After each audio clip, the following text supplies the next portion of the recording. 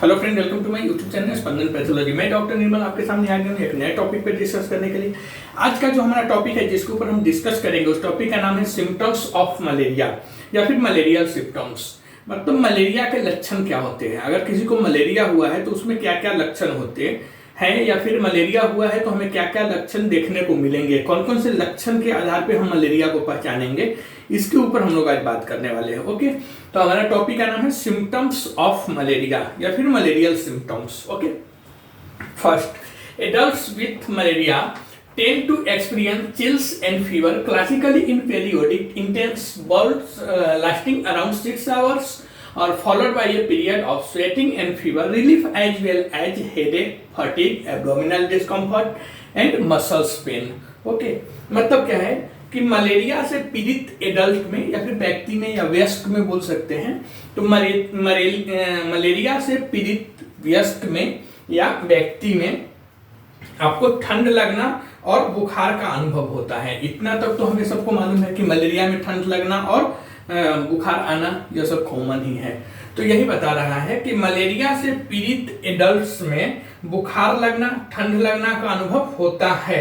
आमतौर पर समय समय पर तेज बुखार और ठंड आते हैं जो लगभग 6 आवर्स मतलब 6 घंटे तक चलता है। इसके बाद आपको पसीना आता है और बुखार से राहत मिलता है। साथ ही सर दर्द, थकान, पेट में तकलीफ और मसल्स पेन मतलब आपकी बॉडी में जो मसल्स है, मांस में दर्द, वह हो सकता है। तो यही बता रहा है, adults with malaria tend to experience chills and fever classically in periodic intense bouts lasting around 6 hours followed by a period of sweating and fever relief as well as headache, fatigue, abdominal discomfort and malaria muscles pain. Okay, मतलब कि जो आदमी malaria है, जो आदमी malaria से पीड़ित है या ऐसे इंसान जिसको मलेरिया हुआ है तो उसको क्या होगा, ओनली हम बात करेंगे अभी एडल्ट्स में, तो उसको क्या होगा कि ठंड लगेगा और ठंड लगने के साथ साथ बुखार आएगी। और यह जो साइकिल है यह क्या होगा, तो समय समय पर तेज बुखार और ठंड तो आते हैं और यह लगभग 6 आवर्स तक चलता है। और इसके बाद क्या होता है, पसीना आता है और बुखार से राहत मिलता है। लेकिन इसके साथ ही आपको सर दर्द, थकान, पेट में तकलीफ और मसल्स पेन भी होता है। यह क्या था, एडल्ट्स में सिम्टम्स था। लेकिन चिल्ड्रन की अगर हम बात करेंगे, छोटे बच्चों में अगर बात करेंगे, बिलो 5 इयर्स के बच्चों में अगर हम बात करेंगे तो वह क्या होगा, children tend to have more general symptoms, fever, cough, vomiting and diarrhoea. यहाँ पे एडल्ट्स में कुछ अलग सिम्टम्स दिख रहा था, बट चिल्ड्रन में बिलो 5 इयर्स के बच्चे में कुछ अलग सिम्टम्स दिखेगा।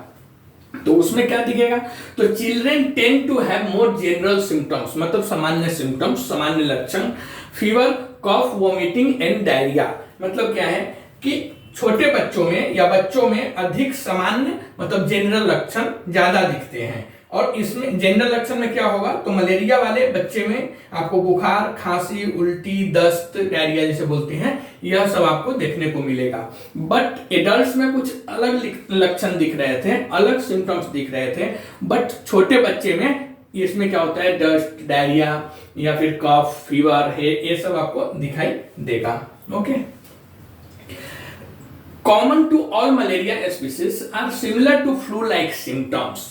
क्या बता रहा है कि सभी मलेरिया प्रजातियां के लक्षण मतलब जितने भी मलेरिया होते हैं, चाहे वो जैसा कि हम लोगों ने देखा 5 टाइप्स के टोटल मलेरिया होता है, तो सभी मलेरिया के जो लक्षण होते हैं वो लगभग सेम ही होते हैं। और यह जो लक्षण होता है, यह फ्लू के जो लक्षण होते हैं, सर्दी खांसी वाला जो लक्षण होते हैं, सेम थोड़ा उससे मिलता जुलता लक्षण होता है। तो उससे ही हम बोलते हैं common to all malaria species are similar to flu like symptoms. मतलब इसके जो लक्षण होते हैं, सभी मलेरिया प्रजाति के जो लक्षण होते हैं वह फ्लू के जैसे लक्षण मिलते जुलते हैं।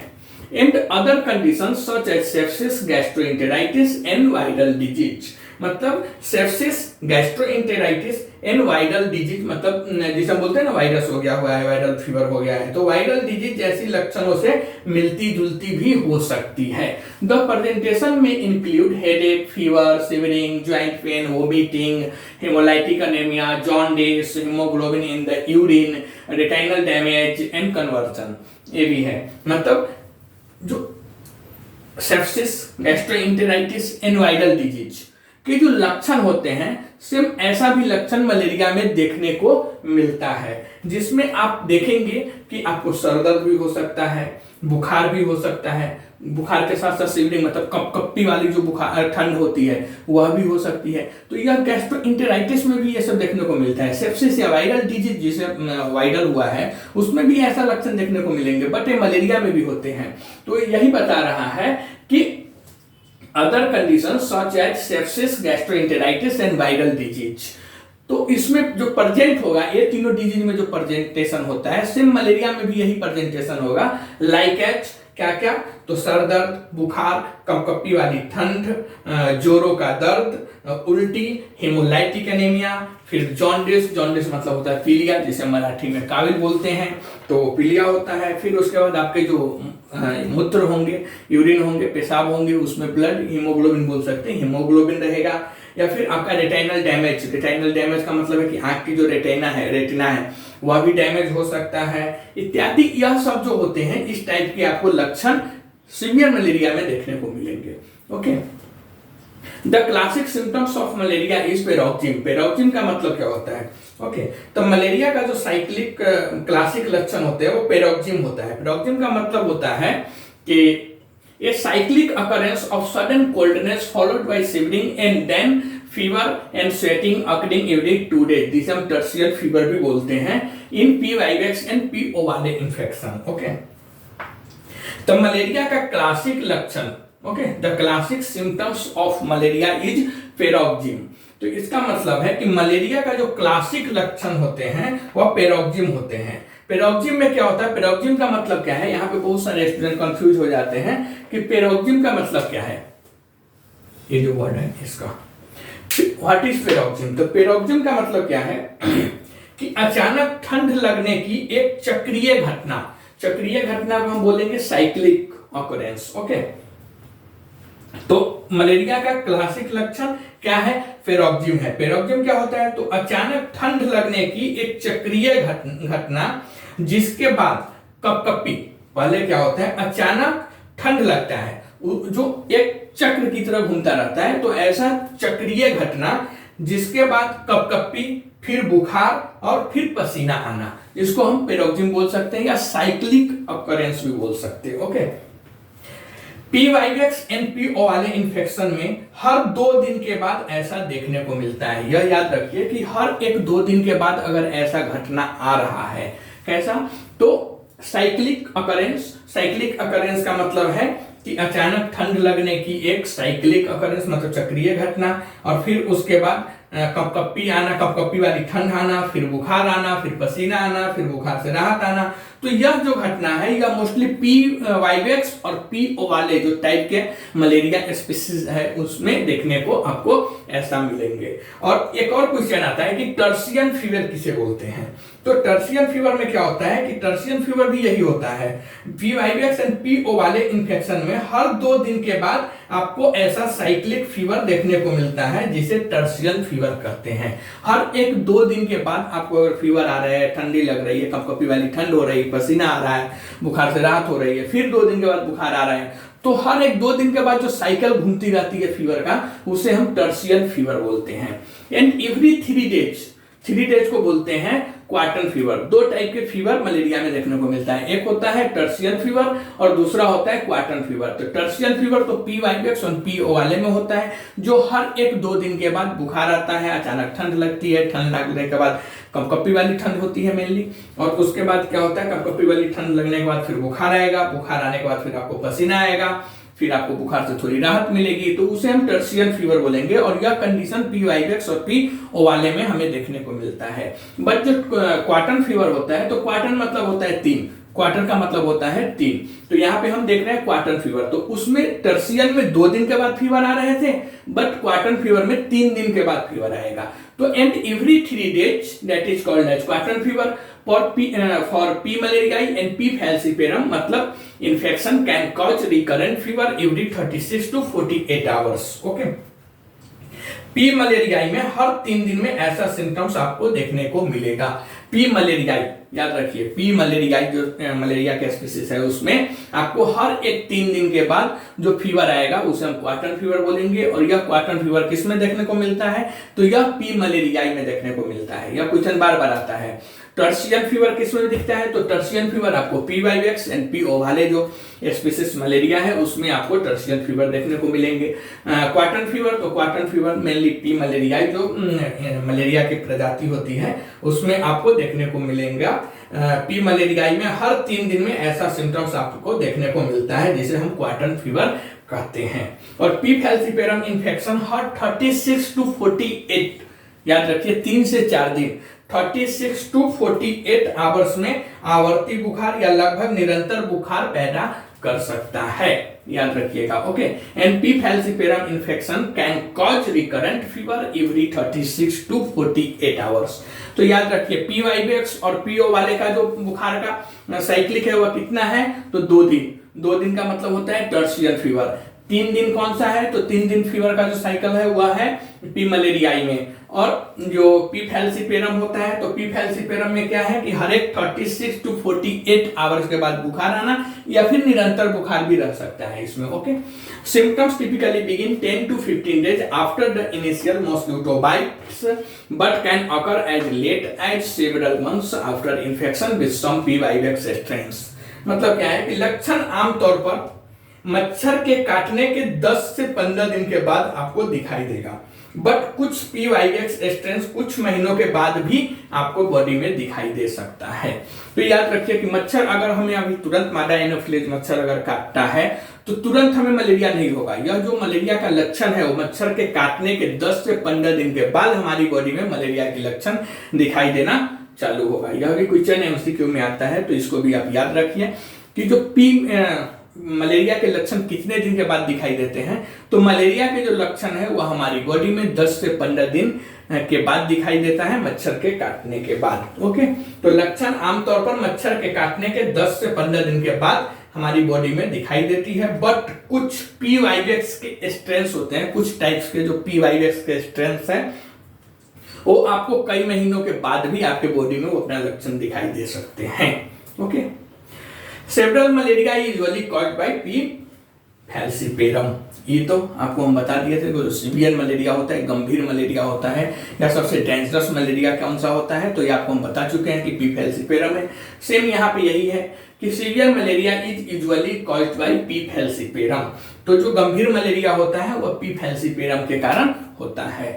Okay, symptoms of falciparum malaria arrive 9 to 30 days after infections. Falciparum malaria मतलब पी फैल्सिपेरम से जो मलेरिया होता है उसे फैल्सिपेरम मलेरिया बोलते हैं। तो फैल्सिपेरम मलेरिया जो होता है उसके लक्षण इन्फेक्शन के 9 to 30 मतलब 9 से 30 दिन के बाद आपको दिखाई देगा। 9 to 30 days याद रखिएगा। कौन सा मलेरिया 9 to 30 डेज में दिखाई देगा, तो 9 to 30 डेज में जो फैल्सिपेरम मलेरिया होता है उसके लक्षण आपको 9 से 30 दिन के बाद दिखाई देगा। बट पी वाइवेक्स कितने दिन में, तो पी वाइवेक्स या और जो टाइप्स के मलेरिया है वो 10 to 15 डेज में आपको मच्छर काटने के बाद लक्षण दिखाई देना चालू हो जाएगा। बट एक फैल्सिपेरम मलेरिया है, इसका इन्फेक्शन होने के बाद आपको 9 से 30 दिन के बीच में कभी भी आपको इसका लक्षण दिखाई दे सकता है। इंडिविजुअल विथ सेरेब्रल मलेरिया के ऊपर हम अलग से एक टॉपिक आपको पूरा डिटेल्स में बताएंगे, बट यहाँ पे एक नॉर्मल देख लेते हैं मलेरिया के। जब हम लक्षण देख रहे हैं तो जितने मलेरिया होते हैं, जितने टाइप्स के मलेरिया होते हैं उसके हम लोग लक्षण देख रहे हैं। तो यहाँ पे एक कॉमन आपको सेरेब्रल मलेरिया के बारे में बता देते हैं। बट सेरेब्रल मलेरिया काफी इंटरेस्टेड मलेरिया है, पढ़ने में आपको काफी मजा आएगा। इसके ऊपर हम आपको एक नया टॉपिक अलग से बना देंगे। ओके, तो individual with cerebral malaria frequently exhibit neurological symptoms including abnormal posturing, nystagmus, conjugate gaze palsy. Conjugate palsy का मतलब क्या होता है, तो कंजुगेट पैल्सी होता है failure of the eyes to turn together in the same direction. Okay, opisthotonus and seizures and coma. तो जो सेरेब्रल मलेरिया होता है, सेरेब्रल मलेरिया से पीड़ित व्यक्ति जिसको अगर सेरेब्रल मलेरिया हुआ है तो उसको ठीक है। सेरेब्रल मलेरिया से पीड़ित व्यक्ति मतलब जिसमें हुआ है उनमें न्यूरोलॉजिकल सिम्टम्स दिखाई देता है। न्यूरोलॉजिकल का मतलब आपको मालूम है, न्यूरोलॉजिकल मतलब होता है हमारे मस्तिष्क से या नर्वस सिस्टम से जुड़ी हुई प्रॉब्लम्स। ओके, तो जिस इंसान को सेरेब्रल मलेरिया हुआ है ऐसे इंसान को न्यूरोलॉजिकल प्रॉब्लम्स, न्यूरोलॉजिकल एबनॉर्मलिटीज देखने को उसके लक्षण में दिखाई देते हैं। न्यूरोलॉजिकल डिजीज या न्यूरोलॉजिकल प्रॉब्लम्स से हम समझ सकते हैं कि न्यूरोलॉजिकल एबनॉर्मलिटीज का मतलब क्या होता है। तो न्यूरोलॉजिकल सिम्टम्स में आपको दिखाई देगा जैसे असामान्य मुद्रा, असामान्य मुद्रा को हम बोलेंगे abnormal posturing. Okay, abnormal posturing मतलब जिसमें असामान्य मुद्रा। फिर निस्टागमस, निस्टागमस के बाद conjugate gauge palsy. Conjugate gauge palsy का मतलब क्या होता है, यह इंपॉर्टेंट है, यह बार बार आपको वाइवा में भी पूछ देता है या फिर क्वेश्चन भी एक एमसीक्यू आ गया था लास्ट ईयर इसमें। कंजुगेट गेज पाल्सी क्या होता है, तो कंजुगेट गेज पाल्सी का मतलब होता है कि आप हिंदी में इसे समझ जाइए कि आंख तरेरना। बोलते हैं ना, अरे उसका आंख तरर आ गया था या फिर उस बच्चे का आंख तरेर दिले रहेगा। कभी बच्चे गिर उड़ जाता है या कोई आदमी बेहोश वोश होकर जब गिर जाता है तो उसको ऐसा लगता है ना आंख दम खुला हुआ रहता है या फिर एक ही साइड में आंख जिधर देख रहा है उधर ही देख रहा है, तो उसे बोलते हैं आंख तरेरना। शुद्ध भाषा इसका जो होता है देहाती में उसे हम बोलते हैं आंख तरेरना। और वैसे इंग्लिश में इसको बोलेंगे failure of the eyes to turn together in the same direction, मतलब एक ही तरफ देखते रह जाएगा, आंख ने उस पलक झपकाएगा ना उठाएगा दम, ऐसे आंख तरेर बैठा रहेगा। या फिर वो ज्यादातर बेहोशी की हालत में ऐसा होता है कि गिर गया, आंख खुला का खुला है, देख रहा है, तो उसको आंख तरेरना बोलेंगे और उसको मेडिकल भाषा में बोलेंगे कंजुगेट गेज पॉलिसी।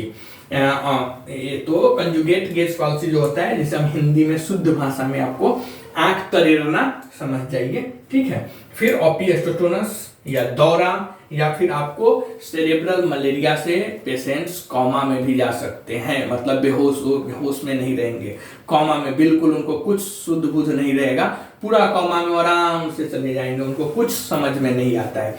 तो सेरेब्रल मलेरिया होता है, यह भी काफी डेंजरस होता है, यह भी काफी घातक होता है। इसके बारे में हम अलग से टॉपिक बना देंगे। बाकी मलेरिया का लक्षण क्या क्या हो सकते हैं, कैसे होंगे, आई होप यह वीडियो आपको अच्छा लगा रहेगा। अगर यह वीडियो आपको अच्छा लगता है और अगर हमारे आप चैनल पे नए हैं तो प्लीज़ इस चैनल को सब्सक्राइब कीजिए। तब तक के लिए थैंक यू, मिलते हैं नए वीडियो में।